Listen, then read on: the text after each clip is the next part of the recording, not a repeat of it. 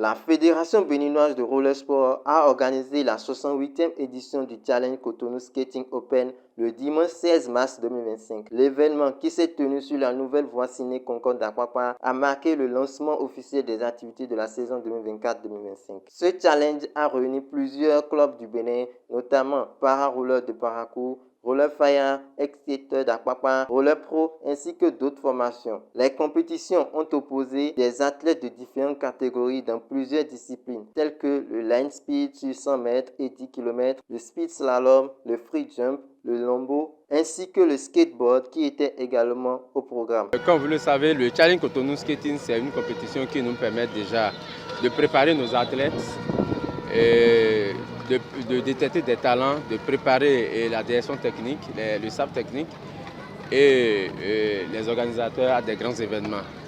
Donc nous sommes au lancement de la 68e édition qui constitue le lancement des activités de la Fédération béninoise de roller sport pour la saison 2024-2025.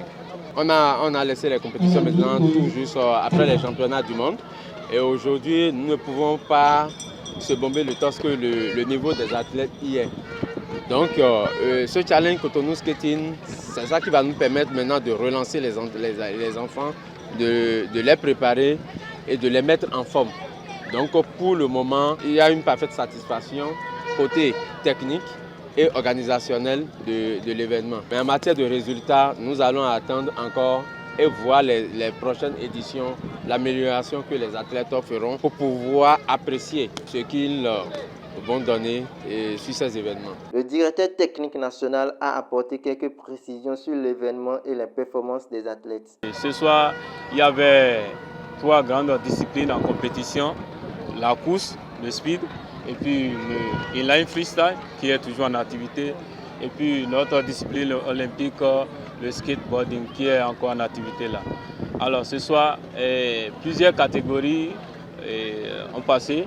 Il s'agit des tout petits, la catégorie mini qui prend en compte les enfants âgés de 6 à 8 ans et la catégorie super mini, les enfants âgés de 9 à 11 ans, la catégorie cadet, les enfants âgés de 12 à 14 ans et la catégorie élite, les enfants âgés de 15 ans et plus. Il a ensuite donné quelques performances. Ce soir, vous avez eu à constater avec nous l'ampleur de la compétition. Les clubs remplissent d'effectifs. C'est le cas de Aigle Skater qui nous reçoit ce soir. Il a été question des épreuves de 100 mètres. Sur les 100 mètres, les enfants, au niveau des enfants, nous avons eu la meilleure performance qui était de 13. Et puis chez les élites, nous avons eu la meilleure performance qui était 10.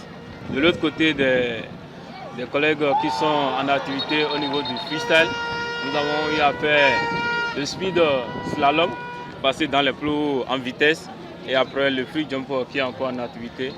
Il y a aussi le skateboard qui est encore en activité.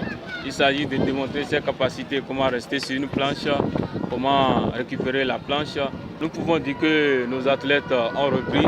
C'est une compétition qui nous permet de comprendre que les efforts sont en train d'être faits et que nos athlètes qui ont abandonné le sport il y a un peu longtemps ont repris.